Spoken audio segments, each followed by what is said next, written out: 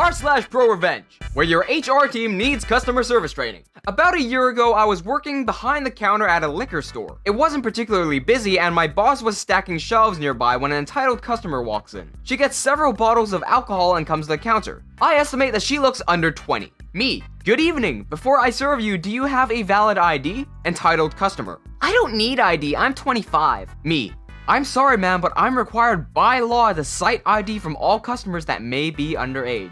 Entitled customer: well, I don't have any ID, just sell me the alcohol. Me: I'm sorry, but if you don't have valid ID, I cannot serve you. So entitled customer goes absolutely ape. She screams at me, calling me, amongst other things, a pedophile, a rapist, and a fat piece of poo. Me: I'm sorry you feel that way, but I'm going to have to ask you to leave the store. Still screaming invective at me and the manager, she leaves the store. As this is not an unusual occurrence, the boss and I laugh it off and get back to work, thinking no more of it. So fast forward a week, I'm working again when my boss calls me to the office to get a call from HR. Me: hi, what can I do for you? HR: we received a customer complaint from a customer that you were exceptionally rude to her on date Q. Due to this, we've signed you up to a mandatory course on customer service. It's at X and Y time and date. Me: hang on a second. I grab my phone and switch on the record function. Sorry, could you repeat that? HR repeats. Me: my manager was here for that incident. He'll confirm that I was not rude to that customer. HR: yes, he said that. Nonetheless, you have to attend the customer service course. It's mandatory. Me: hang on, so you're telling me that my manager and I are lying? HR: no, but we got a complaint, so you have to do the course. Me: so let me get this straight. Despite the fact that I was not rude to the customer and my manager says that I was not rude to the customer and she was literally lying about it, I have to attend a course on customer service. HR: yes. Me: do you know what workplace bullying is? What? Workplace bullying. What? Why? You are punishing me for an event that did not happen. That qualifies as workplace bullying. I suggest you take me off this customer service mandatory course. HR: I can't do that. You have to attend it. Me: no problem. I quit.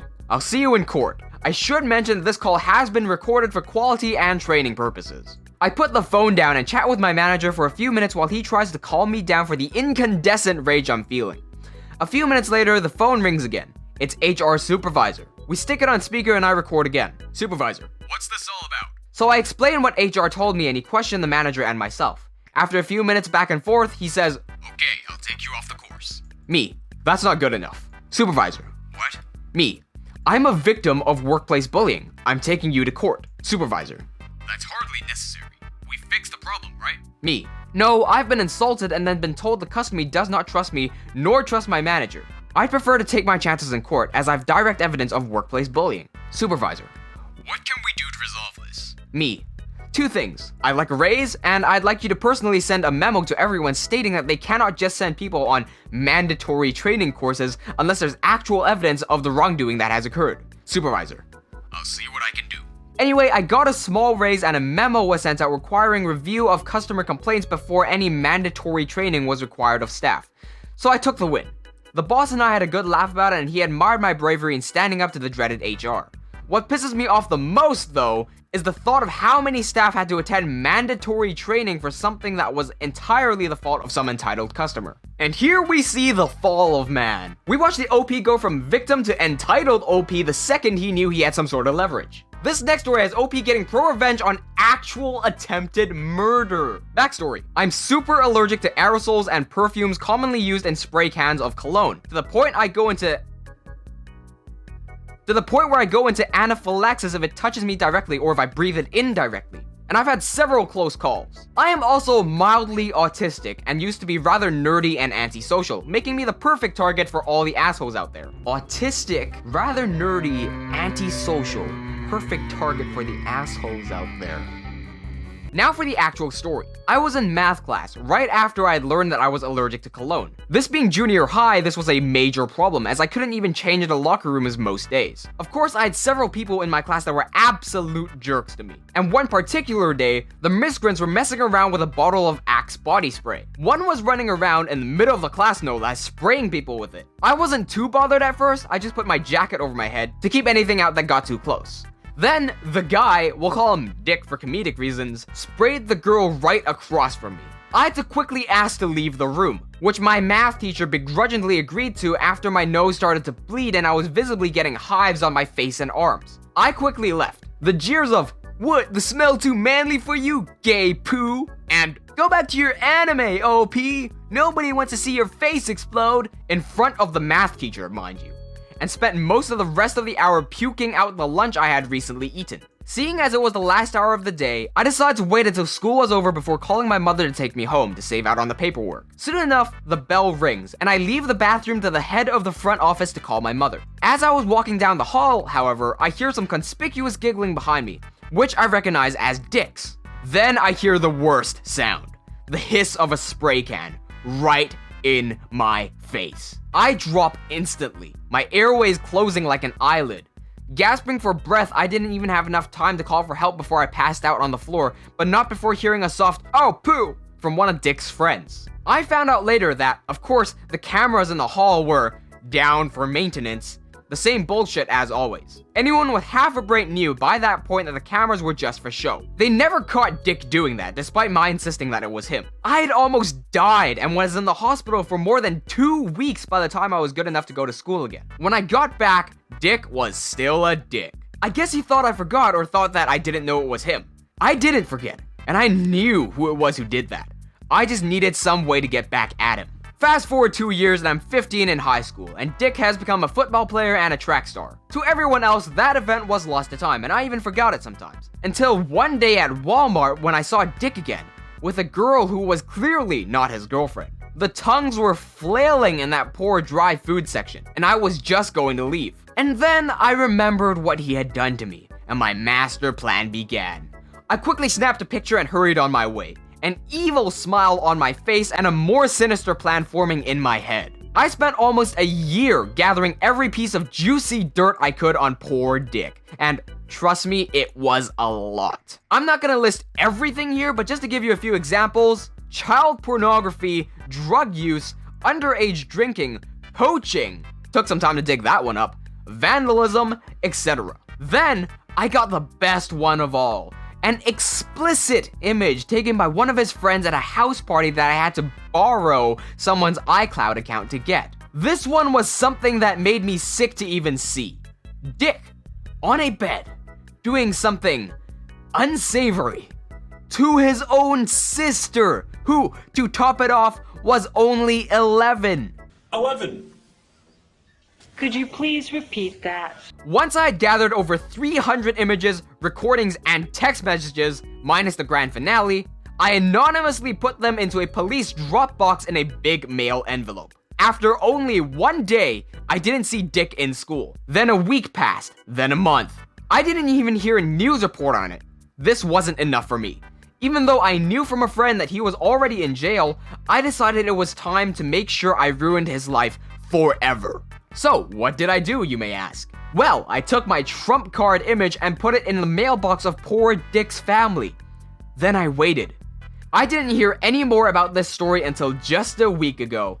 Dick was on suicide watch after attempting to strangle himself with bed sheets. Hey, you know what? The comment sections of this story summarizes my thoughts exactly. Catacombs 3 says you might have wrecked his life, but you probably saved his sister's. Harry Enitan responds with, Dick wrecked his own life. That is true. Down for Donuts says, the best part about it, OP took a clearly sociopathic asswipe out of the general population. Good for you, OP. I hope that guy stays in prison forever. Alright, this next story is like a Disney love story, except it was written by a writer who was fired by Disney for being overly graphic. I'm very socially awkward, so I've always had trouble making friends and was bullied throughout junior high because of that. However, in 11th grade, I entered the engineering class. I live in France, so learning about engineering can start in high school, which meant that a lot of other students were awkward like me, and I ended up fitting in perfectly. One girl in particular I got really close to. We liked each other a lot, and in 12th grade, I asked her if she wanted to become my girlfriend after a trip to Disneyland she had invited me to. To 17-year-old me, that was some kind of sign that she might have liked me back. Spoiler alert, I got best friend zoned. Okay, I can handle the rejection, so I go on just being friends with her and progressively start forgetting about my feelings for her. Unfortunately, she did not. And it got to her head. By now you might have guessed it, that the girl is the topic of this post. Not because she rejected me, but because of what's about to come. Now, for the sake of this video, let's call this girl Becky, because OP refers to her with another word that starts with B. 12th grade ends. We both graduate, me as the valedictorian while she barely had above average grades. And we go on to our tertiary studies. She went to law university because she wanted to get into some high-end business school.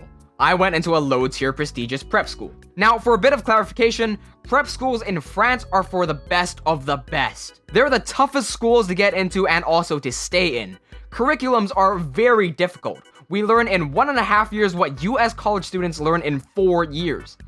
I have vomited my guts out working to get good results to no avail, while Becky complained about failing assignments when she would go partying the night before. Early in my first year of prep school, she and I got into a big fight, with her throwing complete bogus accusations at me, and making me feel really bad about everything. Eventually, that sent me into depression and I nearly flunked out of my first year because I couldn't keep my emotions in check.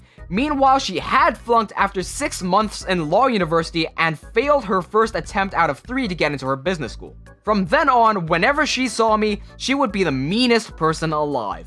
Eventually, I worked out my emotions and got back on track. And I didn't see her for long enough that I wouldn't break down just by thinking about what happened. Second year of prep school, I meet my girlfriend and I'm still with her to this day.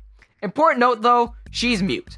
She is wary of people because of the bullying when she was younger, and often does not know how to react when confronted about anything by strangers. That same year, my high school organizes some kind of forum where postgraduates get to present what they're doing to future graduates. I decide to attend, and my girlfriend comes with me and the staff is alright with me bringing one extra person, seeing as my girlfriend and I were doing the same studies and said studies were underrepresented.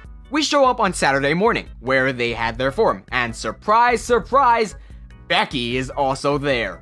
The forum is organized the following way: 2 rooms for study presentations and 1 room for snacks for the postgraduates who came to present their studies. Halfway into the forum, a former teacher recognizes me and comes to chat. I ask my girlfriend if in the meantime she can go get some snacks. 5 minutes pass and my girlfriend isn't back. I get worried as I figure not many people here know sign language if she were in trouble. I excuse myself from my teacher and go to the snack room to see what's holding up my girlfriend. What I see horrifies me. Becky is on top of my girlfriend, pulling her hair and clawing at her face, yelling stuff like, "You think you're better than me?" I shove her off and immediately help my girlfriend up, but by the time I'm done consoling her, Becky has already left the high school grounds. There's nothing I can do legally speaking against her either, because there were no cameras or witnesses.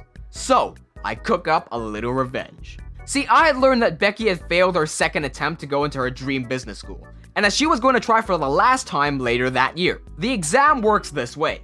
Only the top scoring candidates could get through phase 1 of the exam. If you're not one of the few, no matter how close you are, you don't get through the next phase. So I asked my prep school friends, about 15 of them, to sign up for the entrance exams and do their best. They know it's to get revenge on Becky, and seeing as they love me and my girlfriend and heard of the incident, they all obliged. We study our hardest for the exam. A month later, the results show up. All 15 of my friends and I got better scores than Becky, meaning we ranked above her, and she was 9 ranks short of going into the next phase, meaning if we hadn't taken the exam, she would have had a fair shot of getting into that school. The best part though? The list of candidates and their placements is open to public, so she knew what I had done, which is why a few days later I received this text. "You jerk, what did I ever do to you? This was my last attempt." To that, I sent her a video of my girlfriend signing, "You mess with the bull, you get the horns," and giving her the fingers at the end. I then blocked her from everything I could think of. Could you imagine bullying a kid, then seeing him and 15 of his friends perform better than you, then send him a text going, "What did I ever do to you?" and then receiving back a one-liner in sign language? Hey, let me know in the comments section if you want to see more content like this. I'll be sure to make more if we get good feedback. Also, if you want more stories, go check out r/. He's the guy who basically wrote the formula of Reddit videos, and he's an all-around great guy. Go check him out. Cheers!